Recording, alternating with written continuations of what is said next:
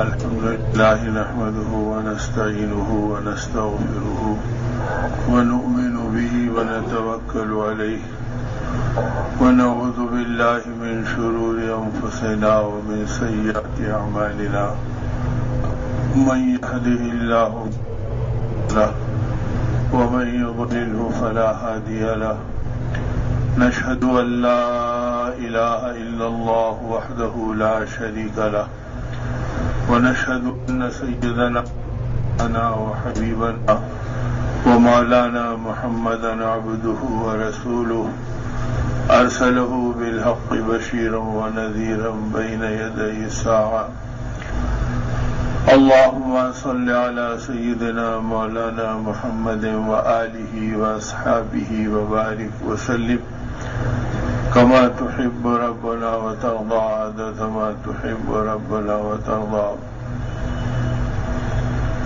قال النبي صلى الله عليه وسلم من خاف أدلج ومن أدلج بلغ المنزل أو كما قال عليه الصلاة والسلام. محترم بزرگوں اور عزیز بھائیوں اور دوستوں، یہ حق تعالی شانہ کا بے پناہ کرم اور انعام ہے کہ اللہ پاک نے ہم سب کو اپنے مبارک دین متین کی حیات کے لیے قبول فرمایا، اور اسی کا جذبہ ہے جو ہم کو اللہ کے گھر میں اور دین اور اپنی آخرت کی تیاری میں اور اپنے پروردگار عالم کی معرفت پانے میں اور نبی رحمت صلی اللہ علیہ وسلم کے مبارک فکروں کو اپنانے میں اللہ رب العزت نے ہمیں فرمائی کہ اس نسبت کے اوپر ہم جمع ہوں۔ اللہ پاک اپنے کرم سے اس کی قدردانی ہمیں نصیب فرمائے، اور زندگی کے ہر لمحے میں ان چیزوں کو سوچنا کہ میری زندگی کا مقصد حیات کیا ہے۔ اللہ پاک نے مجھے اپنا بندہ بنایا اور اپنے پیارے نبی رحمت صلی اللہ علیہ وسلم کی غلامی کا شرف عطا فرمایا، تو یہ نعمتیں جو اللہ نے دی ہیں، ان نعمتوں کی قدردانی یہ ہے کہ جان اس پہ لگے، مال اس پہ لگے، جذبات اس پہ لگے، تمنائیں یہ بن جائیں اور ہمارے دل کے اندر کی کیفیت یہ بن جائے جو اللہ کا دین چاہتا ہے، اور جس کی رہبری امام الانبیاء سید الکونین آقا نامدار سیدنا محمد رسول اللہ صلی اللہ علیہ وسلم نے فرمائی، تاکہ ہماری زندگی سچی بندگی میں گزرے۔ اگر یہ راستہ زندگی میں نصیب ہو گیا تو پھر بندے کو خدا کے غیر میں اٹکنے کی اور خدا کے غیر میں بہکنے کی اور اللہ کے غیر سے مروب اور مجبور ہونے کی ضرورت باقی نہیں رہے گی۔ آج چونکہ یہ چیزیں نگاہوں سے اوجھل ہیں اور رات دن مادیت کے تذکرے ہیں اور مادیت کے اثرات دل و دماغ پہ پڑے ہیں، اور آدمی یہ سمجھ رہا ہے کہ چیزوں کے بغیر کام نہیں بنتا، تو نتیجے میں چیزوں کے حاصل کرنے کی محنتوں پہ لگا ہے اور ان محنتوں سے اپنی زندگی کے پیمانوں کو چلا رہا ہے۔ حالانکہ یہ دنیا کا باطل نعرہ ہے کہ جتنی محنت کرو اتنا مال ملے گا، اور جتنا مال ملے گا اتنا کام بنے گا۔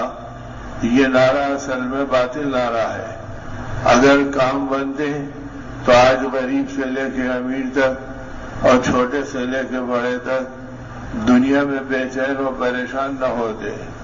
جس کے کاندھے پہ ہاتھ رکھو تو وہ اپنے مسائل کی ایک لمبی تاریخ بیان کرے گا، اور وہ اپنے الجھنوں کی ایک لمبی فہرست پیش کرے گا، جس سے پتہ چلتا ہے کہ اگر ہماری محنتوں سے زندگی بنتی تو یہ نہ الجھنیں ہوتی، نہ یہ پریشانیاں ہوتی، نہ یہ زندگی کے اندر بے قراریاں ہوتی، نہ ہمارا دل غمگین ہوتا، نہ ہمارے ماحول فکر مند ہوتے۔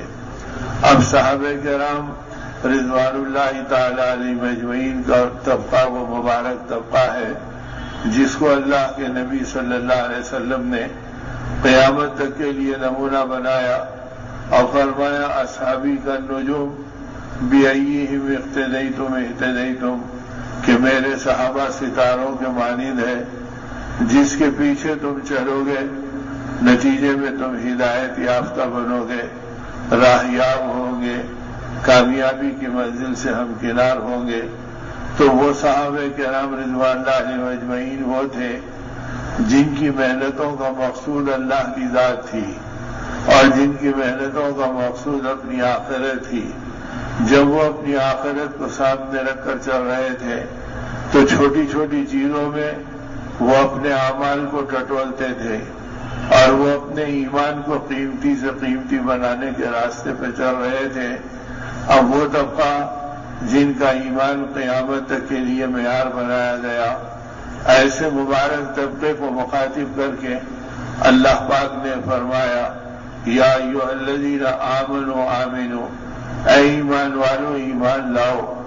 یعنی ایک ایمان تمہارے اپنے کیفیت کا ہے کہ تم نے اللہ کو مانا، آخرت کو مانا، جنت و جہنم کو مانا، مرنے کے بعد کی زندگی کو مانا اور دنیا کو عارضی اور حقیر ہونے کو مانا۔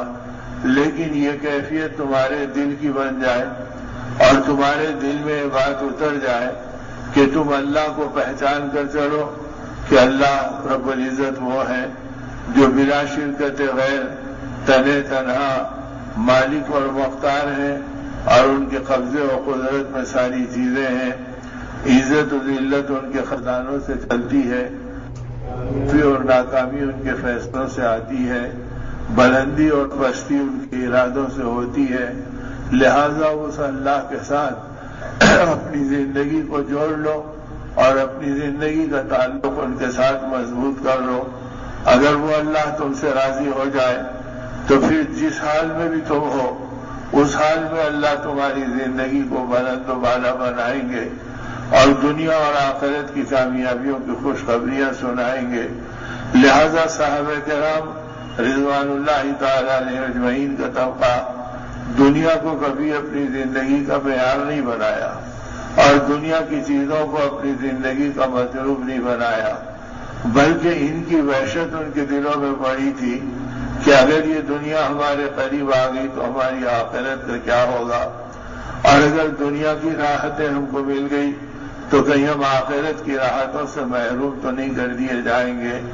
اس اعتبار سے وہ ہمیشہ اپنی زندگیوں کو ٹٹولتے تھے اور ہمیشہ اپنی زندگیوں کے اعمال کو جھانکتے تھے۔ جب یہ چیز ان کی زندگی میں آئی تھی تو پھر ایمان کا بننا، اعمال کا چمکنا، تقوی طہارت کا ملنا، ہدایت کا آنا، زہد و قناعت پہ زندگی کا بسر کرنا اور اللہ رب العزت کی اطاعت پر سپردگی کرنا اور نبی رحمت صلی اللہ علیہ وسلم کے منشا اور ارادے کو پہچاننا اور اس پر جی جان کے ساتھ اپنے آپ کو لگانا صحابہ کرام کے مجموعی معاشرے کے لیے آسان ہو گیا تھا۔ یہ بات نہیں کہ ایسے کوئی اکے دکے تھے اور کوئی اپنے اپنے دور میں ایک واقعہ پیش آ گیا، بلکہ کل کے کل صحابہ چھوٹے اور بڑے، پڑھے لکھے و بے پڑھے، مالدار و غریب، ان سب کا جذبہ اس ایمانی زندگی کے اوپر بنا تھا، اس لیے کہ وہ آخرت کے بارے میں چوکنا تھے۔ اب ہماری زندگی کا حال یہ ہے کہ ہم آخرت کے بارے میں جتنے غافل ہیں اتنا کسی چیز کے بارے میں غافل نہیں ہے۔ اگر بچہ رات کے اندھیرے میں روتا ہے تو تھکے ہوئے باپ کی نیند ہوشیار ہو جاتی ہے اور دن بھر کی مشقتوں میں رہنے والی ماں تڑپ کے اور مچل کے اڑ جاتی ہے، لیکن اذان کی آواز آتی ہے تو نہ کروٹ بدلنے کی توفیق ہوتی ہے، نہ اللہ کے سامنے کھڑے رہنے کی توفیق ہوتی ہے۔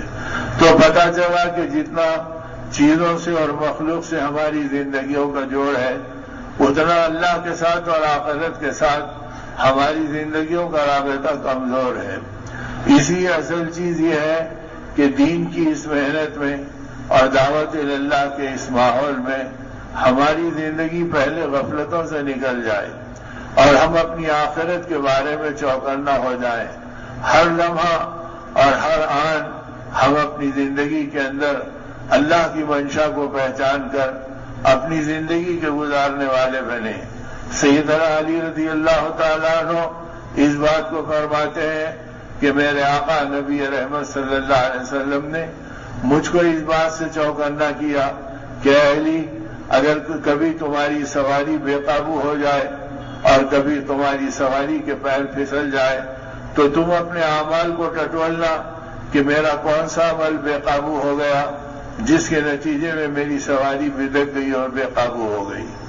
تو سواری اگر بے قابو ہو گئی تو اعمال کے دیکھنے کی تربیت اللہ کے نبی صلی اللہ علیہ وسلم اپنے چہیتے صحابہ کو دے رہے ہیں، اور صحابہ کا ایمان اور صحابہ کے اعمال اور صحابہ کا مرتبہ پوری امت میں اتنا اونچا ہے کہ ساری امت کے اولیاء اور سارے امت کے حفاظ اور سارے امت کے شہداء اور سارے امت کے علماء اور سارے امت کے سخی اور خیرات کرنے والے، ان سب کے اعمال قیامت تک جتنے ہوں گے یہ سب ملا کر ایک صحابی کے ناخن کے برابر نہیں ہو سکتے۔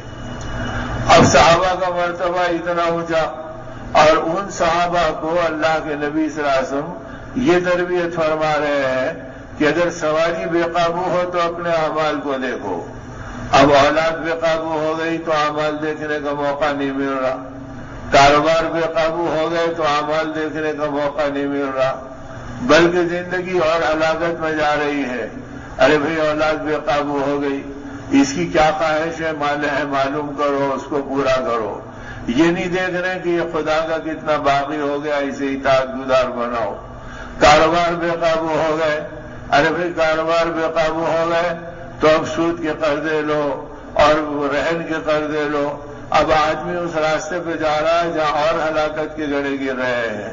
یہ نہیں دیکھ رہا کہ اس کاروبار میں حلال و حرام کی کیا تمیز ہے، اور اس کاروبار کے اندر میں نے اللہ کے دین کا کوئی نقصان تو نہیں کیا جس کے نتیجے میں میری زندگی کے اندر یہ نقصان نظر آ رہا ہے۔ تو اب یہ سوچنے کے موقع زندگی سے نکل جانا یہ آدمی کا غفلتوں کے اندر ڈوبنے کی علامت ہے، اور غفلتیں وہ ہیں جو زندوں کے لیے موت کی علامت ہے۔ جب آدمی اللہ سے غافل ہو جائے، اپنے انجام سے غافل ہو جائے، اپنی آخرت سے غافل ہو جائے، تو پھر یہ زندگی وہ ہے جو ہر قدم کے اوپر ہلاکت کے دروازوں کو کھلاتی ہے۔ اور جب زندگی میں اپنے انجام کو دیکھنے کے مواقع تھے تو ایسے ایسے واقعات ہماری کتابوں میں لکھے ہوئے ہیں دین کی کہ اللہ حضرت امام مالک رحمۃ اللہ علیہ اپنی جگہ پہ بیٹھے ہوئے ہیں، ایک عورت آئی اور اس نے کہا کہ اے امام، میں رات میں بیٹھ کر اپنی چمنی کی روشنی کے اندر تازہ کاٹ لیا کرتی ہوں اور صبح میں اس کو بیچ دیا کرتی ہوں، اور کل کی رات جب میں نے اس سوت کو نکالنے کے لیے اور تاگے کو کاٹنے کے لیے بیٹھی تو بادشاہ کی سواری گزری اور اس کے بڑے بڑے روشن چراغ گزرے، اور اس چراغ کی روشنی میں نے تاگا کاٹا ہے۔ اب مجھے پریشانی یہ ہے کہ یہ تاگے کی کمائی میرے لیے جائز ہے یا ناجائز ہے؟ تو امام نے فرمایا کہ تیرے لیے جائز نہیں ہے، بہتر یہ ہے کہ تو اسے صدقہ کر دے۔ تو جو شاگرد بیٹھے تھے وہ حیرت میں پڑ گئے، انہوں نے کہا امام آپ نے اتنا سخت فتویٰ دے دیا اور یہ کہہ دیا کہ اسے صدقہ کر دو۔ آپ نے فرمایا تمہیں پتہ نہیں ہے یہ کسی اونچے گھرانے کی خاتون ہے، جا کے تلاش کرو کہ یہ کون ہے۔ تو پتہ چلا کہ بشر حافی رحمۃ اللہ علیہ جو اپنے زمانے کے اہل اللہ کے سردار گزرے، یہ ان کی بہن تھی، تو اس کی سوچ بھی اتنی بلند تھی کہ وہ ان چیزوں کے اندر بھی جائز اور ناجائز کو سوچتے تھے۔ اب تو ہم حرام و حلال میں بھی نہیں سوچتے۔ تو اصل میں یہ ہے کہ اگر آدمی کی زندگی اپنے انجام کے اوپر رہے گی تو وہ ہر آن چوکنا رہے گا، اور ہر مسئلے کے اندر اس کی زندگی اس پاکیزگی کے اوپر چلے گی۔ خود امام ابو حنیفہ رحمۃ اللہ علیہ کے پاس ایک شخص آیا اور اس نے کہا کہ امام میری بکری چوری ہو گئی۔ آپ نے فرمایا ٹھیک ہے تلاش کر لو۔ تلاش کرنے پہ نہیں ملی تو آپ نے اپنے قریب رہنے والوں سے پوچھا بتاؤ اس کی عام طور سے اوسط عمر کیا ہوتی ہے؟ پتا چلا کہ وہ 7 برس تک زندہ رہتی ہے، تو آپ نے اپنا احتیاط تقاضا کیا کہ 7 سال تک خرید کر گوشت نہیں کھایا کہ کہیں چوری کا گوشت میرے گھر میں نہ آ جائے۔ تو گویا جب زندگی کے اندر احتیاط کے پرتو آتے ہیں تو آدمی اپنے انجام کو دیکھتا ہے۔ اب یہ دین کی محنت اور دعوت اللہ کے نورانی اعمال اس لیے ہے کہ دل بینا ہو جائے، سینہ منور ہو جائے، آدمی کو اپنے اعمال کی وقت اور قیمت سمجھ میں آئے، اپنے انجام کو سوچ کر آدمی زندگی گزارے اور اپنے دن اور رات کا احتساب کرے، اور پھر اس دین کی امانت کو انسانیت کے اندر پھیلانے کو اپنا کام بنائے کہ یہ میرا مقصد زندگی ہے۔ اگر میں اللہ کے دین کے کام کو اپنا کام بناؤں گا تو اللہ میرے کاموں کو غیب سے پورا کریں گے اور میری زندگی اللہ کی بندگی میں گزرے گی اور اللہ کے مدد کے دروازے میرے اوپر کشادہ ہوں گے۔ اب یہ شعور آدمی کو ایمان کے ماحول میں ملے گا اور یہ شعور آدمی کو آخرت والی فکروں میں ملے گا اگر وہ ان چیزوں کو سامنے رکھ کر اپنی زندگی کو گزارے۔ ورنہ یہ غفلتیں جو انجام سے بے خبر کر دیں، آخرت کو بھلا دیں، اللہ کی رضا کو پہچاننے سے نگاہوں کو نابینا بنا دیں اور آدمی اپنی زندگی کو صرف دنیا کے ریس میں لگا دے، تو یہ غفلتیں وہ ہیں جو زندوں کے لیے موت ہے۔ ایسی موت ہے کہ جیسے مرنے کے بعد مرنے والے کا نہ بیوی بچوں سے تعلق ہے، نہ کاروبار سے تعلق ہے، نہ چیزوں سے تعلق ہے، ویسے جب آدمی غفلتوں کا شکار بنتا ہے تو نہ اللہ سے اس کا تعلق ہے، نہ اللہ کے رسول سے اس کا تعلق ہے، نہ تقوی طہارت سے اس کا تعلق ہے، اور اگر انہی غفلتوں میں بڑھتا رہا تو ڈر یہ ہے کہ یہ غفلتیں آدمی کو اپنے خاتمے کے وقت ایمان کو خطرے میں نہ ڈال دیں۔ اسی لیے امام ابو حنیفہ رحمۃ اللہ علیہ نے فرمایا مومن وہ ہے جو اپنے انجام کو سامنے رکھ کر چلتا ہے اور ہمیشہ اپنی زندگی کے ہر عمل میں اس کے نتیجے کو دیکھتا ہے کہ اللہ مجھ سے راضی ہوئے یا ناراض ہوئے، اور پھر آگے فرمایا مجھے ڈر ہے کہ جو آدمی اپنے انجام سے بے خبر ہو کے عمل کرتا ہے کہیں اس کا خاتمہ کفر کے اوپر نہ ہو جائے۔ تو گویا اپنے انجام کو دیکھنا اور اپنے آپ کو اس میں چوکن نہ رکھنا یہ ایمان والوں کی ضرورت ہے، اور دین کی محنت اور دعوت اللہ کے ماحول میں جہاں صبح اور شام قال اللہ و قال الرسول ہو، اور جہاں سنتوں کی تربیت کا سامان ہو، اور جہاں آخرت والی زندگی کے تذکرے ہوں، اور جہاں اللہ کی بندگی کے تقاضے سامنے آتے رہیں، اور جہاں ایمان کے بڑھنے کی باتیں دلوں میں اترتی رہے، تو یہ وہ چیزیں ہیں جس سے زندگی پاکیزہ بنتی ہے اور زندگی آدمی کی اللہ کی رضا کے اوپر چلتی ہے۔ پھر یہ انسان بے غرض بن کر بے طرف بندوں میں جاتا ہے اور ان میں آخرت کی طرف پیدا کرنے کی محنت کرتا ہے، اور اس کو اس میں لذت آتی ہے کہ میں مقصد زندگی پہ چل رہا ہوں اور اس راستے کی عزت والے اعمال مجھے نصیب ہو رہے ہیں۔ تو یہ ساری چیزیں آدمی کی زندگی میں آتی ہیں، پھر یہ زندگی امراض سے پاک ہوتی ہے۔ ورنہ جب آدمی کی زندگی میں امراض آ جاتے ہیں اور ذاتی جذبات آ جاتے ہیں اور وہ دین کو بھی اپنے امراض کے اوپر استعمال کرنے لگ جاتا ہے، تو پھر یہ راستہ فتنوں کے ماں باپ کا راستہ ہے کہ اس سے رات دن فتنے پیدا ہوتے رہتے ہیں اور دلوں کے بگاڑ آتے رہتے ہیں اور ذہنوں میں انتشار آتے رہتا ہے، اور آدمی کسی کام میں اخلاص والی بلندی پہ پہنچنے سے محروم ہوتا ہے۔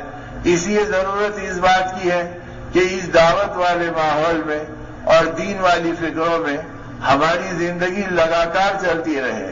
یہ بات نہیں کہ ایک آدھ بار لگ گئے اور ایک آدھ بار وقت دے دیا اور ایک آدھ بار چلا اور 4 مہینے کر لیا، بلکہ اس راستے کا ذوق اور شوق ہماری زندگی کے اندر اتنا اتر جائے کہ اللہ کے دین پہ مر مٹنے کا جذبہ اور دنیا سے بلند ہو کر چلنے کا جذبہ اور ہر قدم کے اوپر اور ہر ماحول کے اندر اللہ کی رضا کو تلاش کرنے کا جذبہ ہماری اپنی زندگیوں کے اندر آئے اور آدمی انہی بنیادوں کے اوپر اپنے آپ کو چلائے۔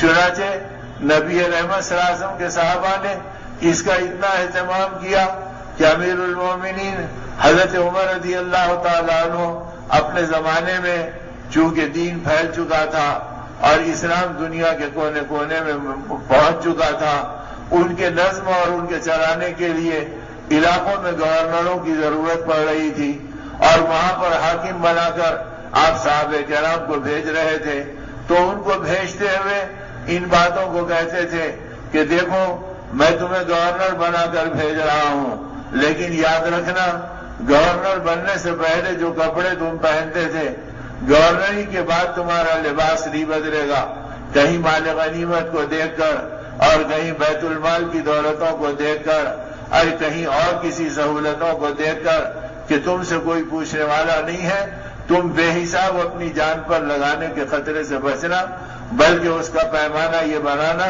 کہ گورنر بننے سے پہلے جو کپڑے پہنتے تھے گورنر بننے کے بعد بھی وہی لباس تمہارا ہوگا، اور گورنر بننے سے پہلے جو تم کھانا کھایا کرتے تھے وہی کھانا تم گورنر بننے کے بعد بھی کھایا کرو گے۔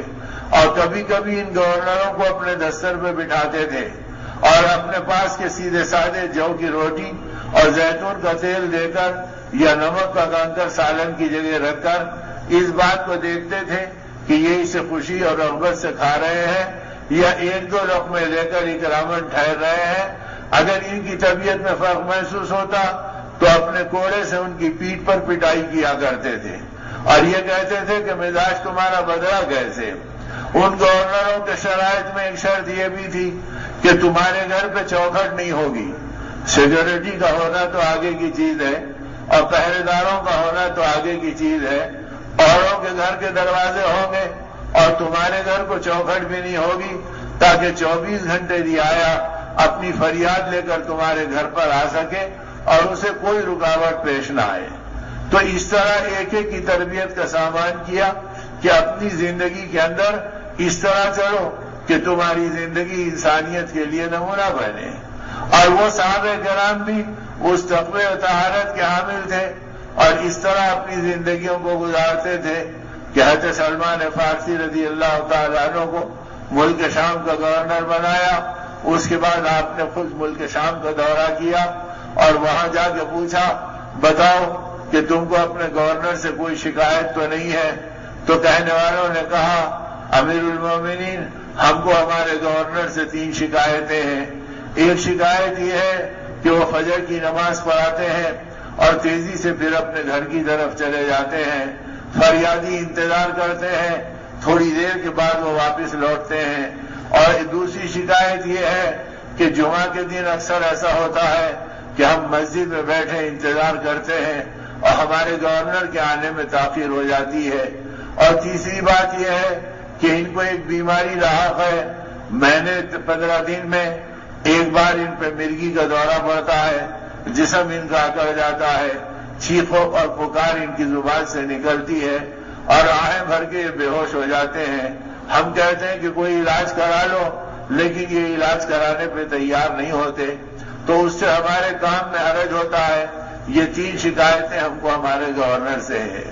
اب حضرت سلمان فارسی رضی اللہ تعالیٰ عنہ کو حضرت عمر رضی اللہ تعالیٰ نے طلب کیا اور فرمایا سلمان تمہاری رعایا کو تم سے 3 شکایتیں ہیں، اب یہ بتاؤ کہ ان شکایتوں کی وجہ کیا ہے کہ تم صبح کی نماز پڑھاتے ہو اور تیزی سے اپنے گھر چلے جاتے ہو۔ انہوں نے کہا امیر المومنین یہ باتیں میرے اور اللہ کے درمیان میں راز کی تھی، لیکن آج مجھے صاف کرنا ضروری ہو گیا، اس لیے میں آپ کے سامنے اپنی زبان کھول رہا ہوں۔ میری بیوی اکثر بیمار رہتی ہے تو میں فجر کی نماز پڑھ کر تیزی سے جاتا ہوں، گھر میں آٹا گوندتا ہوں، چولہا سلگاتا ہوں اور اپنی بیوی کی ضرورتوں کو پورا کرتا ہوں اور اس کے بعد آ کر رعایا کی فریاد سنتا ہوں۔ چونکہ میں نے گورنر بننے سے پہلے کسی خادم کو اپنے پاس نہیں رکھا تھا، تو گورنر بننے کے بعد بھی میں نے کوئی خادم نہیں لیا، تو اپنے کام آپ کرتا ہوں، کہیں بیت المال میں خیانت نہ ہو جائے، اسی آج تک میں نے کسی خادم کو طلب نہیں کیا۔ یہ وجہ ہے میرے اپنے صبح میں آنے میں دیر ہونے کی۔ فرمایا اچھا یہ بات ہے کہ تم گورنر ہو کہ اپنے گھر کا کام کرتے ہو اور گورنر بن کر تم اپنی بیوی کی خدمت کرتے ہو اور تم گورنر بن کر کسی خادم کو نہیں لیا، آپ نے دعائیں دی اور رعایا رونے لگی۔ اور پھر اس کے بعد آپ نے فرمایا جب آ گئے تو آگے کے بھی سوال کا جواب دے دو کہ یہ کیا بات ہے کہ جمعہ کے پہنچنے میں تمہیں اکثر تاخیر ہو جاتی ہے. فرمایا امیر المومنین مخلوق کی فریاد سننے سے موقع نہیں ملتا اور مملکت کے مسائل حل کرنے سے مجھے مہلت نہیں ملتی، جس کے نتیجے میں کوئی موقع ہی نہیں ہوتا. جب جمعہ کے دن غسل کرتا ہوں تو غسل سے پہلے اپنے کپڑوں کو دھوتا ہوں اور اپنے کرتے کو نچوڑ کر ڈالتا ہوں. کبھی کبھی ایسا ہوتا ہے کہ وہ کرتا سوکھنے میں دیر ہو جاتی ہے تو اس کے انتظار میں مجھے تھوڑی دیر ٹھہرنا پڑتا ہے. اس کے علاوہ کوئی اور وجہ نہیں ہے. گورنری سے پہلے میرے پاس ایک جوڑا تھا اور گورنر بننے کے بعد بھی میں نے ایک جوڑے پہ اپنی زندگی کو گزار رکھا ہے. میں ڈرتا ہوں کہ اگر اور کپڑا لے لوں تو پتہ نہیں کوئی سی مخلوق کو اور ضرورت ہو اور میں اس کی حق تلفی کا سبب بن جاؤں، اس لیے میں نے آج تک دوسرا جوڑا اپنا نہیں بنایا. تو یہ سن کر رعایا کی ہچکیاں لگ گئیں. انہوں نے کہا امیر المومنین ہم سے قصور ہو گیا اور ہم نے گستاخی کی. ایسے گورنر کے لیے ہمارے دل سے دعائیں نکلتی ہے، للہ آپ ان کی گورنری کو ہمارے ہاں برقرار رکھیے. آپ نے فرمایا کہ تم مہینے 15 دن میں ایک بار بیمار پڑتے ہو اور مرگی کا دورہ پڑتا ہے اور تمہارا بدن اکڑ جاتا ہے، آخر اس کی وجہ کیا ہے اور تم اس کا علاج کیوں نہیں کراتے؟ تو کہا امیر المومنین وہ مرگی کا دورہ نہیں ہے بلکہ میرے اوپر کبھی کبھی اچانک حضرت بلال کی یاد آ جاتی ہے اور حضرت خباب کی قربانیاں یاد آ جاتی ہے جن کو آپ کے فرشوں پہ لٹایا جاتا تھا اور جن کے گلے میں پھندے ڈال کر کھینچے جاتے تھے اور جن کو الٹا لٹکا کر دھونی دی جاتی تھی. اگر اللہ پوچھے کہ ایسے وقت میں تم نے کیا کیا اور ہمارے بندوں کی مدد نہیں کی تو میں اللہ کو کیا جواب دوں گا؟ تو ان قربانیوں کو یاد کر کے ہیبت سے میرا بدن اکڑ جاتا ہے. تو گویا آخرت والی زندگی کا احساس اور وہ والا تاثر گورنری کی زندگی کے اندر بھی برقرار تھا. یہ بات نہیں کہ آج 2 پیسے ہیں تو آدمی خاموش ہے اور کل کے دن 10 پیسے آ گئے تو اب اللہ سے غافل خواہشات میں ڈوب گیا، اپنے منصب کو دیکھ کر بہک گیا اور اپنی کرسی کو دیکھ کر بھٹک گیا. بلکہ گورنریوں پہ رہ کر بھی یہ اپنی زندگیوں کی نگرانی کرتے تھے تاکہ ہمارے اعمال وہ اعمال رہیں جس پر آسمانی مددیں اتر سکے اور اللہ کی غیبی تائیدیں ہمارے ساتھ ہو سکے. تو ایک ایک کی زندگی کو اللہ کے نبی صلی اللہ علیہ وسلم نے نمونہ بنایا تھا اور یہ اس طرح اپنی زندگیوں کو گزار رہے تھے. عمیر ابن سعید رضی اللہ تعالیٰ عنہ جن کو حضرت عمر رضی اللہ تعالیٰ نے حمص کے علاقے کا گورنر بنایا تھا. اب گورنر بنانے کے بعد ایک عرصہ گزر گیا. اس زمانے میں ہماری طرح ڈاک کا کوئی انتظام نہیں تھا اور موبائل کے کوئی سیٹ نہیں تھے اور وائرلیس کا کوئی سسٹم نہیں تھا، بلکہ خطوط آنے جانے والوں کے ہاتھ سے مہینوں میں پہنچتے تھے. اس لیے کہ وہ اونٹوں کی پیٹھ پہ سفر کرتے، وہ گھوڑوں کی پیٹھ پہ اپنا وقت لگاتے، جب کہیں جا کر ایک علاقے سے دوسرے علاقے میں پہنچتے. جب کافی عرصہ گزر گیا اور عمیر ابن سعید کے پاس سے کوئی اطلاع نہیں آئی تو آپ یہ سمجھے کہ عمیر گورنری میں مجھ کو بھول گیا اور اپنی زندگی کو اپنی مملکت سمجھ گیا اور کہیں وہ بغاوت پہ تو نہیں آ گیا. آپ نے مدینے سے ایک اور ساتھی کو بھیجا اور گورنر کی حیثیت سے ان کو مقرر کیا اور کہا کہ جا کے ابن سعید کو کہہ دینا کہ ہم نے تمہیں معزول کیا ہے اور تمہاری جگہ ان کو گورنر بنایا ہے اور تم واپس مدینہ چلے آؤ. اب وہ خط ملا اور انہوں نے گورنری ان کے سپرد کر دی. جب یہ واپس آنے لگے تو لمبی مدت گزر گئی.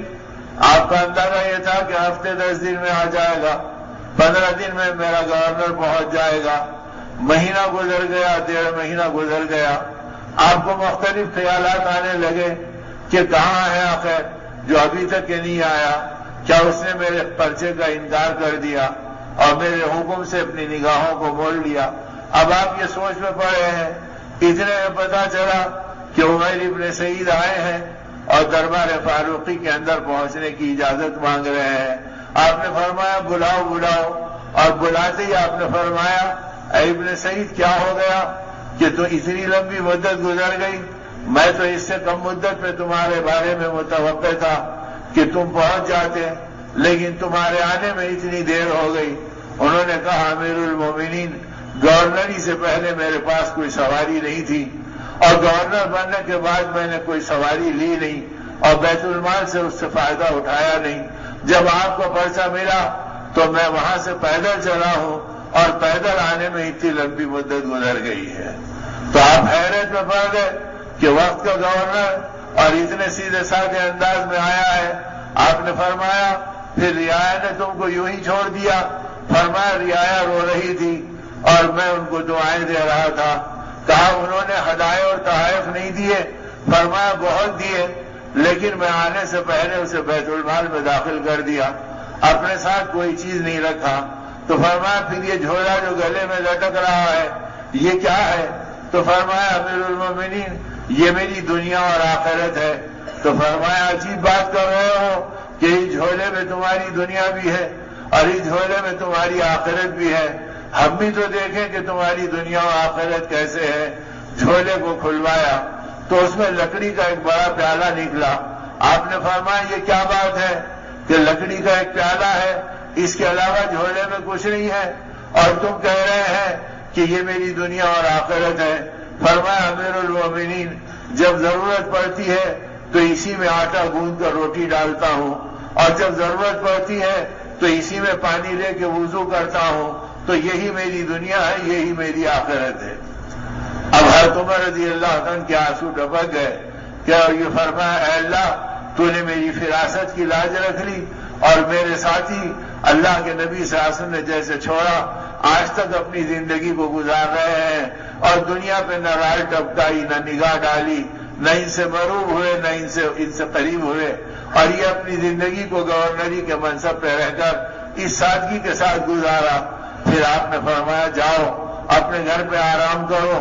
اب جب وہ چلے گئے تو آپ نے ایک دوسرے صحابی کو بلایا اور بیت المال سے 2000 درہم دیے، اور فرمایا جانا اور ایک دن اور ایک رات ان کے گھر مہمان رہنا، اگر تم نے ایسی پایا جیسے وہ یہاں پر آئے تھے تو میرا یہ ہدیہ ان کو دے دینا، اور کہنا کہ امیر المومنین نے تمہیں یہ ہدیہ دیا ہے، اگر کوئی اور زندگی کا نقشہ ہے تو مجھے آ کے اطلاع کرنا۔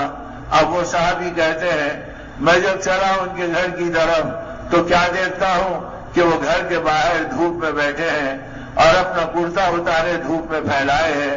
میں نے کہا ارے گورنر صاحب آپ کا یہ کیا حال ہے کہ آپ ننگے بدن کرتا دھوپ میں پھیلائے بیٹھے ہیں؟ فرمایا بھائی میرے ہاں ایک ہی جوڑا ہے، جو گورنری سے پہلے بھی ایک جوڑے میں میرا کام چلتا اور گورنری کے بعد بھی ایک ہی جوڑا میرے پاس تھا، چونکہ لمبی مدت سے میں پیدل چلا آ رہا ہوں اور پسینہ اس میں بہت پی گیا ہے، اس کے نتیجے کے اندر اس میں جوئیں آ گئی ہیں، تو دھوپ میں ڈال کر میں ان جوؤں سے اس کو صاف کر رہا ہوں۔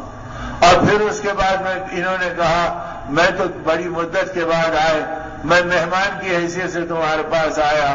فرمایا آؤ آؤ مہمان مبارک ہے، مہمان آئے گا اور ہماری مغفرت کرا کے جائے گا، اللہ تمہیں جزائے خیر دے کہ تم میرے گھر آ گئے۔ ان کو اپنے گھر میں ٹھہرا لیا۔ جب کھانے کا وقت آیا تو جو کی روٹی رکھی اور سالن کی جگہ نمک کا کنکا رکھا اور کہا بھائی اس کے علاوہ میرے گھر میں کچھ اور نہیں ہے، میں بھی یہی کھاتا ہوں اور تمہیں بھی یہی پیش کرتا ہوں۔ اب اس حالت میں دن گزرا اور رات گزری۔ جب انہوں نے اس سادگی کو دیکھا تو انہوں نے کہا اے میرے بھائی اصل میں میرا آنا آپ کی خدمت میں مہمان کی حیثیت سے نہیں تھا، امیر المومنین نے بھیجا ہے اور یہ 2000 درہم کی تھیلی بھیجی ہے جو تمہیں ہدیے کے طور پہ دینے کو کہا ہے۔ یہ سنتے ہی ایک چیخ نکل گئی اور ایسی چیخ نکلی کہ آپ کی بیوی پریشان ہو کے دروازے پہ آئی اور فرمایا کیا بات ہے، کوئی بڑے صدمے کی اطلاع ہے؟ کہا ہاں بڑے صدمے کی اطلاع ہے۔ تو فرمایا کیا امیر المومنین کا انتقال ہو گیا؟ فرمایا نہیں اس سے بڑے صدمے کی اطلاع ہے۔ فرمایا کہ مسلمانوں کے اوپر کوئی حادثہ پیش آ گیا؟ فرمایا نہیں اس سے بڑے صدمے کی اطلاع ہے۔ فرمایا اور اس سے بڑا صدمہ کیا ہے؟ فرمایا ابن سعید کے گھر میں دنیا داخل ہو گئی، یہ صدمہ ہے مجھے کہ میرے گھر میں یہ 2000 درہم کیسے آ گئے۔ میں نے کبھی ان کے سائے میں رہنا پسند نہیں کیا۔ پھر ان کو رخصت کر دیا، وہ آ کر امیر المومنین کو کیفیت دے گئے۔ امیر المومنین نے تھوڑی دیر میں یاد کیا اور کہا ابن سعید کو بلاؤ، تو آپ آئے، اور پھر اس وقت یہ بات پیش آئی کہ اس 2000 درہم کے بڑے گویا ڈھیر کو لینے کے لیے کوئی چیز بھی نہیں تھی۔ فرمائے سے کس میں لوں، میرے ہاں کوئی ایسا بڑا برتن بھی نہیں ہے کہ جس کے اندر یہ درہم کے سکے رکھے جائے۔ جب کوئی چیز نہیں ملی تو بیوی نے کہا امیر المومنین کا ہدیہ ہے، اکرام کیجئے، انکار مت کیجئے، لینے کے لیے اور کوئی چیز نہیں ہے تو میں اپنے دوپٹے کا کپڑا پھاڑ کے دیتی ہوں اور اس میں اس کی پوٹلی باندھ لیجئے۔ تو انہوں نے اپنے دوپٹے کا کپڑا پھاڑ کر دیا اور اس میں انہوں نے لے کر رکھا۔ اب جب یہ واپس لوٹے اور امیر المومنین کو اطلاع دی تو امیر المومنین نے فوراً یاد کیا، ابن سعید کو بلایا۔ جب ابن سعید آ گئے تو فرمایا سچ سچ بتاؤ کہ تم نے ان 2000 درہم کے ساتھ اپنے بارے میں کیا سوچا ہے اور کیسے استعمال کرو گے؟ فرمایا امیر المومنین اللہ میری بیوی کو جزائے خیر دے، اس نے مدینے کے بھوکے گھرانے اور مدینے کے پریشان حال بیوائیں اور یتیموں کا پتہ دیا۔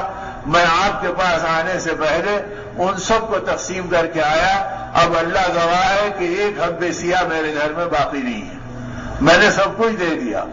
حضرت عمر رضی اللہ عنہ کی ہچکیاں لگ گئی اور فرمایا ابن سعید تمہارے زہد کو دیکھ کر دل بے چین ہوتا ہے اور طبیعت ململ آتی ہے، میں تمہیں اور کچھ دینا چاہتا ہوں، اسے لے کر جاؤ۔ تو فرمایا امیر المومنین میرے گھر میں 3.5 سیر جو رکھی ہوئی ہے، پتہ نہیں وہ پہلے ختم ہوگی یا میں پہلے ختم ہوگا، لہذا مجھے کسی اور چیز کی ضرورت نہیں ہے، میں کہاں اللہ کی بارگاہ میں لمبا چوڑا حساب پیش کروں، اللہ تمہیں جزائے خیر دے، میں اس میں مطمئن ہوں۔ یہ کہہ کر آپ لوٹ کر آ گئے۔ 1-2 دن کے بعد حضرت عمر رضی اللہ عنہ کو اطلاع ملی کہ ابن سعید بیمار پڑ گئے اور ابن سعید کو بخار آ گیا۔ آپ نے عیادت کا سامان کیا اور فرمایا ابن سعید طبیعت سنبھل جائے تو میرا جی چاہتا ہے کہ تم پھر وہاں کی گورنری کو قبول کرو۔ تو آپ نے فرمایا امیر المومنین میری زندگی کی بدترین گھڑی وہ تھی جس میں گورنری میرے لیے مقدر کی گئی۔ تو فرمایا کیا بات ہے؟ کہا گورنری کے زمانے میں ایک عیسائی راہب مجھے بہت پریشان کرتا تھا، تو میں نے ایک مرتبہ غصے میں آ کر کہا خدا تجھے رسوا کرے، اور آج تک اپنی زبان پکڑ کر روتا ہوں کہ اس کرسی نے میرے اخلاق بگاڑ دیے اور میری زبان سے ایسا کلمہ نکل گیا، اب میں دوبارہ گورنری کو قبول کر کے اپنے اعمال بگاڑنا پسند نہیں کرتا۔ اور پھر اس کے بعد حضرت عمر رضی اللہ تعالیٰ عنہ کو پتا چلا بیماری بڑھ رہی ہے، طبیعت ان کی بے چین ہو رہی ہے، چنانچہ چند دن کے اندر اطلاع ملی کہ ابن سعید کا انتقال ہو گیا۔ تو آپ نے جنازے کا اہتمام فرمایا، اور جب جنازہ سامنے آیا تو آپ نے ہچکیوں کے ساتھ مجمع سے مخاطب ہو کے کہا اے لوگوں میری تمنا یہ ہے کہ ابن سعید جیسے مٹھی بھر انسان میرے ہاتھ میں ہو اور میں ہر علاقے کا گورنر ایک ایسے کو بنا کر بھیجوں تاکہ دنیا دیکھ لے کہ ہماری زندگی کا رشتہ دنیا سے نہیں ہے، ہماری رشتگی کا رشتہ آخرت سے ہے، اور ہم مال کی بنیاد پہ نہیں اعمال کی بنیاد پہ چلتے ہیں، ہم چیزوں کی بنیاد پہ نہیں اللہ کے احکام کی بنیاد پہ چلتے ہیں۔ اللہ کرے کہ یہ زندگی دنیا دیکھ لے۔ یہ کہہ کر ٹپکتے آنسوؤں سے اور سسکیوں کے ساتھ آپ نے جنازے کی نماز پڑھائی۔ تو میرے دوستوں اور میرے بزرگوں، جب زندگیوں میں دین اور اپنے انجام کو دیکھنے کا ماحول بنا تھا تو پورا معاشرہ اس قسم کا بنا تھا اور پورا مزاج اس قسم کا بنا تھا، اور لوگ ان بنیادوں پہ چلتے تھے کہ دنیا کا کوئی جذبہ ان کے لیے جذبہ ہی نہیں تھا، بلکہ اپنی اولاد کے بارے میں یہ جذبہ تھا کہ یہ دین پر کام آ جائے، اور اپنے گھرانے کے بارے میں یہ جذبہ تھا کہ یہ اللہ کے نام پہ خرچ ہو جائے۔ گھر کی عورتوں کے جذبے یہ تھے کہ وہ دودھ پیتے بچوں کے لیے دعائیں کر رہی ہے اور لوریاں دے رہی ہے، تو ان لوریوں میں ان کے ترانے کا خلاصہ یہ ہوتا تھا اے اللہ یہ میرا لاڈلا بیٹا کب بڑا ہوگا اور جوانی کی عمر کو کب پہنچے گا، اور اس کی رگوں میں تیری عظمت اور تیرے نبی کی محبت کا خون کیسے گرمائے گا، کاش کوئی باطل کا مارکہ آ جائے اور میرا یہ لاڈلا بھری جوانی میں سامنے سینہ سپر ہو جائے، اے اللہ اس کی محنتوں کو اسلام کے پرچم کے بلند ہونے کا ذریعہ بنا دے، اور کاش اس وقت کوئی تیر اڑتی ہوئی آئے اور میرے لال کے گلے سے پار ہو جائے اور یہ خون کا فوارہ اس کے گلے سے نکل پڑے اور یہ گر پڑے اور شہادت کا مرتبہ پالے، مولا وہ کیسی خوش نصیب گھڑی ہوگی کہ قیامت کے دن شہید کی ماں بننے کی عزت مجھے ملے گی۔ تو گویا عورتوں کے اندر یہ جذبے اور مردوں کے اندر یہ تمنائیں اور بچوں کے اندر یہ ولولے کہ ہر ایک ایمان والی زندگیوں پہ چل رہا تھا، تو جب یہ زندگیاں امراض سے پاک ہو چکی تھی تو یہ مر مٹنے کے لیے تیار تھی اور ہمیشہ ہی اللہ کے دین پہ قربان ہونے کے لیے تیار تھی۔ اس لیے اخلاص نام ہے ایمان کا اور ایمان نام ہے اخلاص کا، دونوں جڑواں اور تمام بھائی ہیں۔ اب ان محنتوں کے اندر ایمان کا بنانا، یقین کا قوی کرنا، آخرت کو زندگی میں بسانا، اللہ کی رضا کو پہچاننا، آقا کے اعمال کی طاقتوں کو دل و دماغ میں لینا اور اپنی زندگی کو اللہ کے لیے بھلانا کہ میری اپنی کوئی حیثیت نہیں ہے بلکہ یہ اللہ کا کرم ہے کہ اللہ نے مجھے دین اور ایمان کے لیے قبول کیا اور یہ اللہ کا احسان ہے کہ اس نے مجھے ایمان و اعمال کی توفیق دی۔ یہ جذبے بنتے ہیں دعوت کے ماحول میں اخلاص کی بنیاد پر اور قبولیت والی زندگی میں اس کے آثار نمایاں ہوتے ہیں اور پتہ چلتا ہے کہ یہ کون سی پاکیزہ زندگی ہے کہ کس طرح یہ زندگیاں ایمان و اعمال پہ چل رہی ہے۔ اب سارے صحابہ کرام کا مزاج انہی جذبات سے بھرا ہوا تھا اور انہی کیفیات سے چل رہا تھا۔ اسی دور فاروقی میں نہاوند کا معرکہ پیش آیا اور بڑا گھمسان کا معرکہ تھا، کئی دن گزر گئے لیکن دشمن کے مقابلے میں صحابہ کے پیر جمے رہے لیکن دشمن کے پیر اکھیڑ نہیں سکے۔ اب انہوں نے اطلاع بھیجی مدینے کو، امیر المومنین کوئی کمک بھیجیے، کوئی مدد بھیجیے۔ اتنے دن گزر گئے، کوئی فیصلہ ہوتا نظر نہیں آ رہا، تو آپ نے فرمایا ٹھیک ہے میں تمہارے لیے مدد بھیج رہا ہوں۔ مدد میں ہتھیار نہیں بھیجے، تیر و تلوار نہیں بھیجے اور بڑی کوئی فوج کی تعداد اور دستے نہیں بھیجے، بلکہ اپنے ساتھیوں پہ نظر ڈالی اور نعمان ابن مقرن رضی اللہ تعالیٰ کو اٹھایا اور کہا نعمان کھڑے ہو جاؤ اور جا کے اس معرکے کی کمان تم سنبھالو اور اس کی سپہ سالاری لے لو۔ حضرت نعمان نے فرمایا اے امیر المومنین میں کمزور آدمی ہوں، مجھ سے کیا ہوگا؟ فرمایا تم سے کچھ نہیں ہوگا لیکن اللہ تمہارے کاندھوں پہ رکھ کر اپنی قدرت دکھائیں گے۔ اللہ کے نبی نے تمہارا مقام ہم کو بتایا ہے، جاؤ اور وہاں کی کمان سنبھال لو۔ اب حضرت نعمان گئے مدد کی شکل میں اور کمک کے مطالبے پر اور اکیلے ایک کو بھیجا۔ انہوں نے جا کے امیر المومنین کا پروانہ دیا اور امیر نے اپنے آپ کو سپرد کر دیا اور کمان ان کے ہاتھوں میں دے دی۔ جب کمان ان کو ملی تو انہوں نے اپنے ساتھیوں کو دیکھا اور یہ فرمایا اے لوگوں اب رات کا وقت ہے، تھوڑی دیر آرام کر لو اور دشمن سے صبح سویرے مقابلہ ہوگا۔ میں آدھی رات کو ایک تکبیر کہوں گا تو تم نیند سے بیدار ہو جانا اور چوکن نہ ہو جانا۔ میں دوسری تکبیر کہوں گا تو تم وضو کر لینا، اس لیے کہ اللہ کے نبی صلی اللہ علیہ وسلم نے وضو کو مومن کا ہتھیار بتایا ہے۔ ہم ہتھیاروں سے ہتھیاروں کا مقابلہ نہیں کرتے، ہم اعمال سے انسانوں کا مقابلہ کرتے ہیں، لہذا تم باوضو ہو جانا اور جب میں تیسری تکبیر کہوں اس وقت تم دشمن سے مقابلہ کرنا اور جب تک میں تیسری تکبیر نہ کہوں تم میری تکبیر کا انتظار کرنا۔ کیا تم میری بات کو مانو گے؟ پورے مجمع نے کہا کہ اے امیر ہم تمہاری بات کو مانیں گے۔ فرمایا میں تمام مسلمانوں کو قسم دیتا ہوں کہ میں ایک دعا کروں گا اور تم میری دعا پہ آمین کہنا، اور ہاتھ اٹھا کے مانگا اے اللہ مسلمانوں کو فتح دے اور اسلام کو غلبہ دے اور نعمان کو شہادت عطا فرما۔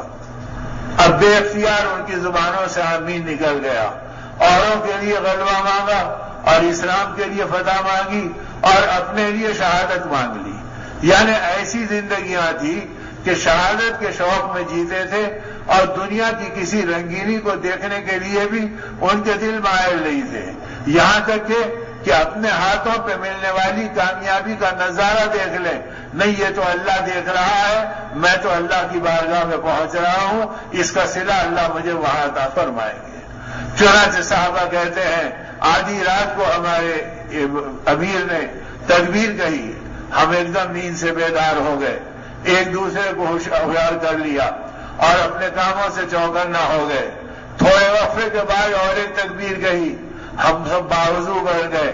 اب جب ہمارے اندر کھڑکھڑاہٹ ہوئی اور ہمارے اندر چہل پہل ہوئی تو دشمن بھی چوکنا ہو گیا اور وہ بھی تیر و کمان سنبھال لیا, اور یہاں تک کہ ان کے تیر ان کی کمان سے نکل گئے اور آ کے گرنے لگے.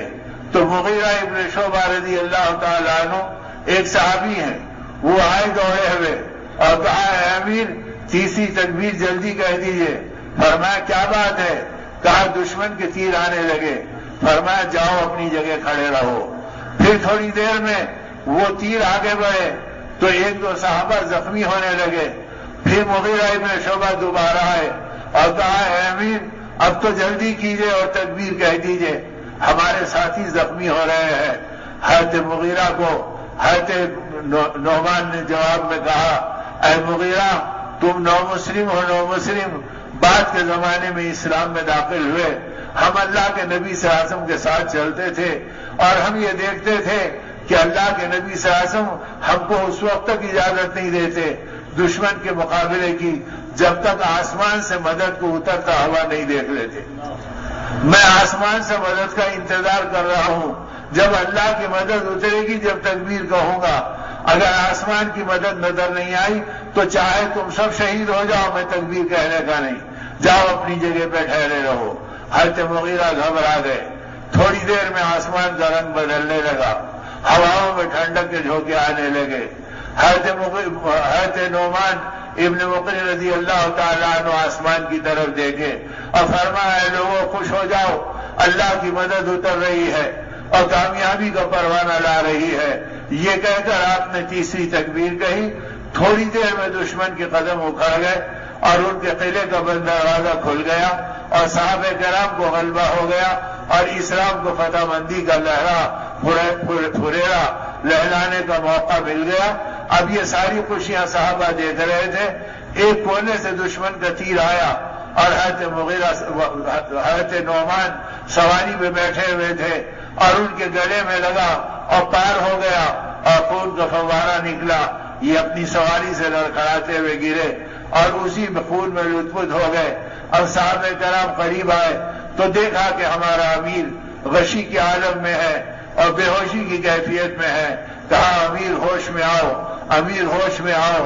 پانی کا چھڑکاؤ کیا, دعائیں مانگی تو تھوڑی دیر میں حضرت نعمان نے اپنی آنکھیں کھولی. فرمایا کیا خبر ہے؟ فرمایا اللہ نے اسلام کو غلبہ دیا اور مسلمانوں کو فتح دی. تو آسمان کی طرف دیکھا, آنسو سیدھے باہر ڈھل رہے تھے. فرمایا اے اللہ تو نے نعمان کی لاج رکھ لی اور اپنی قدرت کا تماشا دکھایا. یہ کہہ کر ہچکی لی اور دنیا سے پردہ فرما گئے. تو گویا آخری لمحات میں اپنی فتح کے منظر کو دیکھنے کے لیے بھی تیار نہیں تھے. ان کی زندگیاں امراض سے اتنی پاک تھی اور اخلاص کی اس بلندیوں کے اوپر پہنچی ہوئی تھی. تو دین کی محنتوں کے ماحول میں اگر زندگیاں چلیں گی اور ایمان و اعمال کی کوششوں میں ہمارا وقت لگے گا تو میرے بھائیوں اور میرے بزرگوں ہم کو ہمارے آقا کا غم ہمارے دل کے اندر گھرے گا اور ہم کو اپنی آخرت کی فکر ہم کو گویا جکڑ لے گی اور ہر لمحہ یہ احساس ہوگا یا اللہ ہماری آخرت کا کیا ہوگا. صحابہ کرام صحابیت کے مقام پر ہے. حضرت سعد ابن ابی وقاص رضی اللہ تعالیٰ عنہ جو نبی پاک صلی اللہ علیہ وسلم کے ماموں تھے اور پھر اللہ پاک نے ایران کا فاتح ان کو بنایا تھا اور دنیا کی بڑی طاقت ان کے ہاتھ پہ ٹوٹی تھی. ان ساری چیزوں کے بعد آخری زمانے میں روتے تھے اور آنسوؤں سے چہرہ بھیگ جاتا. صحابہ جب پوچھتے اے سعد کیا بات ہے رو رہے ہو, تو کہتے کہ کیا بتاؤں زندگی کے 3 دور ہیں. ایک دور وہ گزرا جو جاہلیت کا تھا, اگر مر جاتے تو سیدھے جہنم میں چلے جاتے, اور دوسرا دور وہ تھا جب ہم آقا کے قدموں میں چل رہے تھے. اگر اس زمانے میں ہماری موت واقع ہوتی اور اللہ کے لاڈلے نبی ہماری مغفرت کی دعا کرتے تو ہمارا کام بن جاتا اور مسئلہ آسان ہو جاتا. اب دونوں دور ہاتھ سے نکل گئے. اب پتہ نہیں کہ اللہ راضی ہوگا یا ناراض ہوگا, اور پتہ نہیں کہ آخرت میں ہمارا کیا معاملہ ہوگا. یہ غم مجھے رلا رہا ہے. جب آخرت والی فکر تھی تو بڑے بڑے کارناموں کو بھول گئے تھے. اور بڑی بڑی قربانیوں کو نظر انداز کیا تھا، اس لیے کہ اللہ کی ذات سامنے تھی اور اللہ کے دین کی محنت سامنے تھی۔ یہ اللہ کی ذات وہ ہے کہ جن کے سامنے انبیاء کام گئے اور انبیاء محنتیں کر کر کے تھر تھرا گئے۔ حضرت ابراہیم علیہ السلام نے کتنی محنتیں کی، آگ کے اندر کود گئے اور ہجرت کر کے اپنا وطن چھوڑ دیا، بیوی بچے کو لے جا کر غیر ذی زرع وادی کے اندر ڈال دیا اور اس کے ساتھ کی تمناؤں کو قربان کیا، اور جب بچہ چلنے پھرنے کے لائق ہوا اور باپ کا نور نظر بنا تو قربانی دینے اور ذبح کرنے کا حکم ملا تو ذبح کرنے کے لیے پہنچ گئے۔ یہ ساری قربانیاں دینے کے بعد اللہ پاک نے فرمایا، اے ابراہیم، تمہاری اور تمہارے گھرانے کی قربانیاں ہم کو پسند آ گئیں، اب ہمارا گھر ہم تمہارے ہاتھوں سے بنوانا چاہتے ہیں۔ جو نوح علیہ السلام کے زمانے کے طوفان میں ڈہ گیا تھا، اور جب اس کو بنایا گیا اور اس کے بنانے کے لیے آپ کھڑے رہے تو اللہ نے اپنی قدرت کے تماشے دکھلائے۔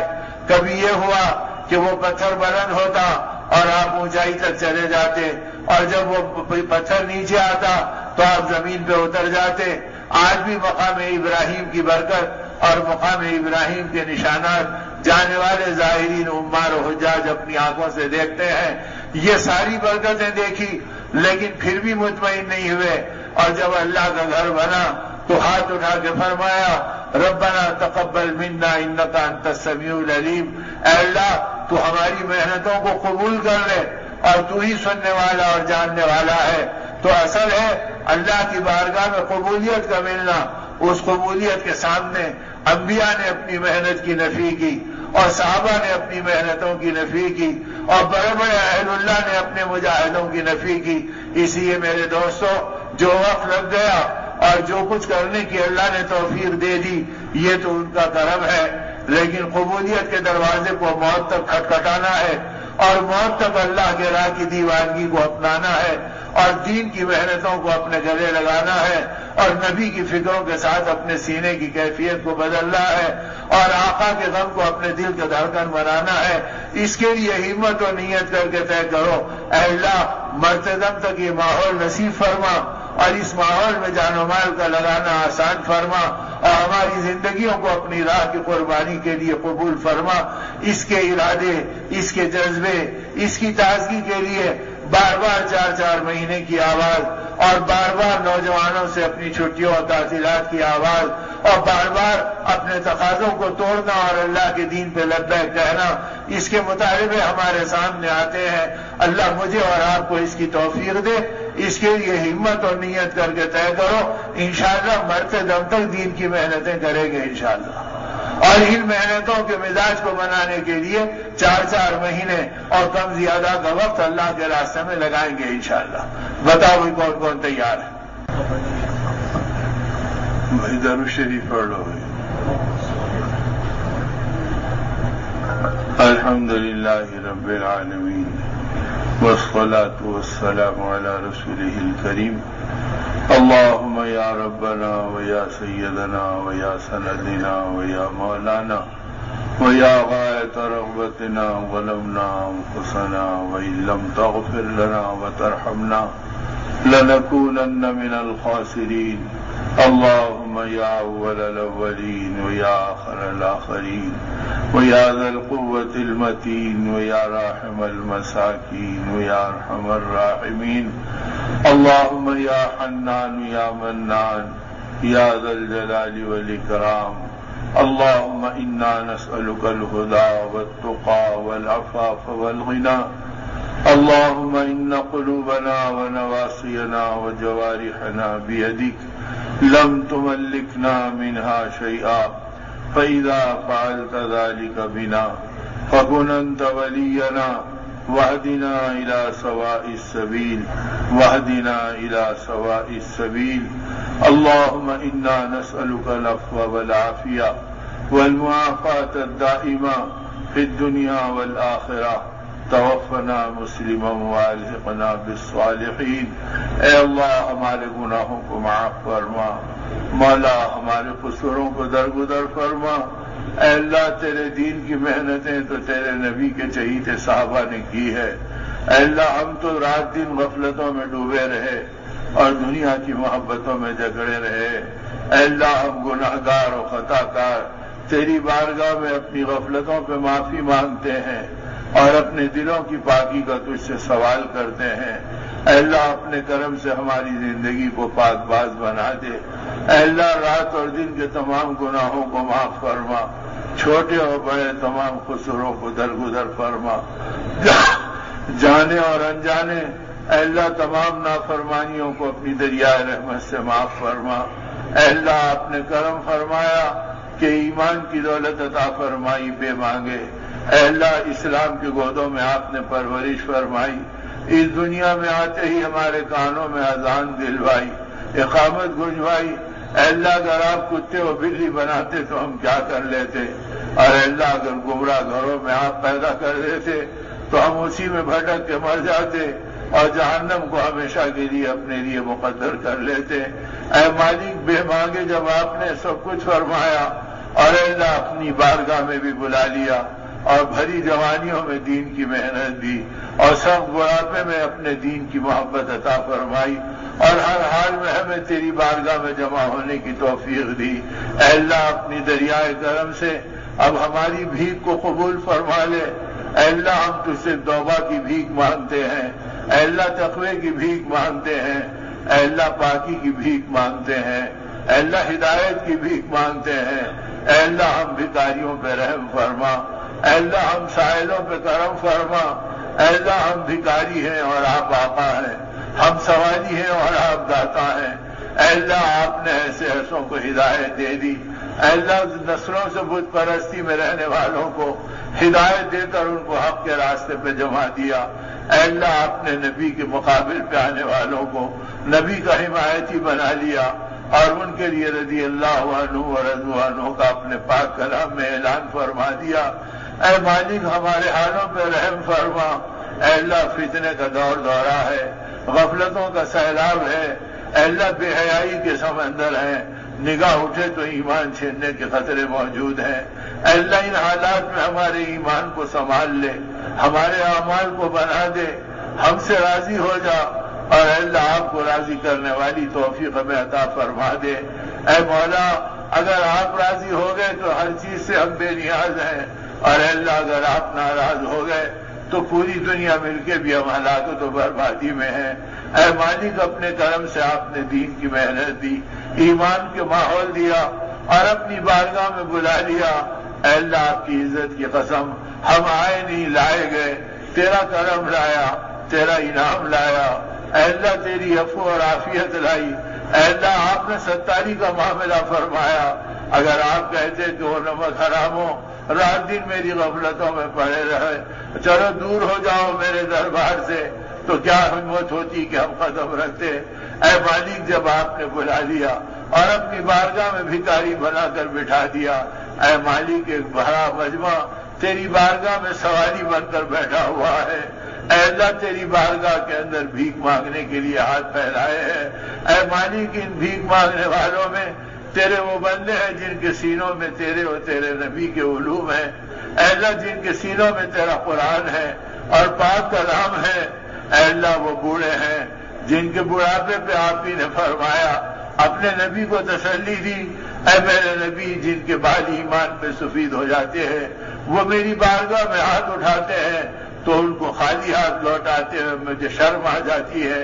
اے شرمیل پروردگار، اے حیادار رب ہمارے حالوں پہ کرم فرما، امت کی بگڑی بنا دے، امت کی بگڑی بنا دے۔ اے اللہ یہ تیرے حبیب کی امت ہے اور آج دنیا میں رسوائی کے دروازے پہ چل رہی ہے۔ اے اللہ اپنے کرم سے اپنی چوکھٹ پہ بلا لے اور اپنے نبی کے غم کو اپنا غم بنا دے اور نبی کی فکروں پہ ہم کو کام فرما دے۔ اے اللہ جب آپ نے قبول کر لیا تو دھتکار مت دینا اور ٹھکرا مت دینا اور محروم مت کر دینا۔ اے اللہ آپ بے نیاز شہنشاہ ہیں، سارے انسانوں کے قلوب آپ کے دو انگلیوں کے درمیان ہیں، جدھر چاہے آپ دلوں کو پھیرتے ہیں۔ اے اللہ ہمارے دلوں کو غفلت سے ہدایت کی طرف پھیر دے، اغراض سے اخلاص کی طرف پھیر دے، دنیا سے آخرت کی طرف پھیر دے۔ خواہشات سے تیرے حکموں کی طرف پھیر دے، اپنے جی کی چاہتوں سے تیرے نبی کی محبتوں کی طرف پھیر دے۔ اے اللہ اپنے کرم سے ہمارے دلوں کو صحیح رخ پہ مائل فرما لے۔ اے مالک ہمارے حالوں پہ کرم فرما۔ مولا تجھی سے مانگتے رہیں گے اور تیری چوکھٹ میں ماتھا رگڑتے رہیں گے۔ اے اللہ اگر آپ نے ٹھکرا دیا اور دھتکار دیا تو آپ کی عزت کی قسم کوئی چوکھٹ نہیں جہاں پہ ماتھے کو رگڑا جائے، کوئی در نہیں جس پہ ہاتھ کو پھیلایا جائے۔ اے اللہ ان بھری جوانیوں پہ رحم فرما جو اپنی ساری تمناؤں کو کچل کر تیری بارگاہ میں بھیک مانگنے کے لیے بیٹھی ہے۔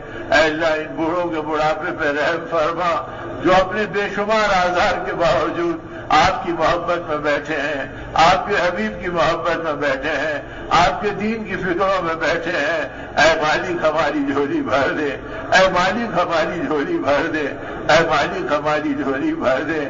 اے اللہ ہم تجھ سے تقوی کا سوال کرتے ہیں، ہدایت کا سوال کرتے ہیں، معرفت کا سوال کرتے ہیں، توکل کا سوال کرتے ہیں، اخلاص کا سوال کرتے ہیں۔ اے میرے مالک ہم کمزور ہیں، ضعیف ہیں، بے ظرف ہیں، کسی آزمائش کے لائق نہیں ہیں۔ اے اللہ اس بچی زندگی میں آزمائشوں سے بچا لے، الجھنوں سے پاک فرما دے، فتنوں سے محفوظ فرما لے۔ اے اللہ اپنے کرم سے ہماری ہدایت و حفاظت کے فیصلے فرما دے۔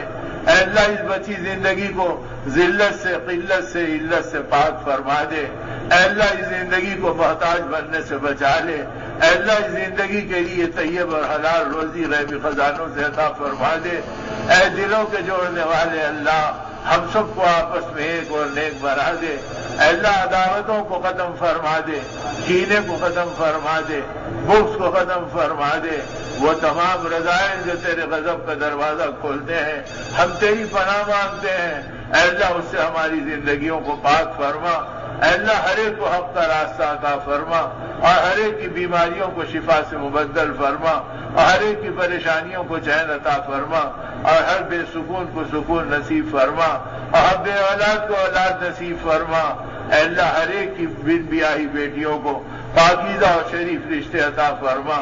اے اللہ ہمارے امیر محترم کی عمر میں برکت عطا فرما، روحانیت میں برکت عطا فرما، فیوز میں برکت عطا فرما، قوت و طاقت میں برکت عطا فرما۔ ان کے دل میں ہم سب کی محبت عطا فرما اور ہمارے دلوں میں ان کا تقدس عطا فرما۔ اور اے اللہ اس طرح ان کے فیض کو ہماری زندگی میں جاری فرما۔ اے اللہ تیرے نیک بندوں کا سایہ امت پہ تادر سلامت فرما اور امت کی حفاظت کا سامان فرما۔ ہمارے ماں باپ کی مغفرت فرما، پوری امت کی مغفرت فرما، ہماری بھی مغفرت فرما۔ اللہم اغفر لنا وللمؤمنین والمؤمنات والمسلمین والمسلمات ربنا هب لنا من ازواجنا وذرياتنا قرة اعین واجعلنا للمتقین اماما ربنا لا تزغ قلوبنا بعد اذ هديتنا وهب لنا من لدنك رحمة انك انت الوهاب صلی اللہ تعالی علی خیر خلقه بنور عرشه محمد وآلہ وصحبہ اجمعین والحمد للہ رب العالمین۔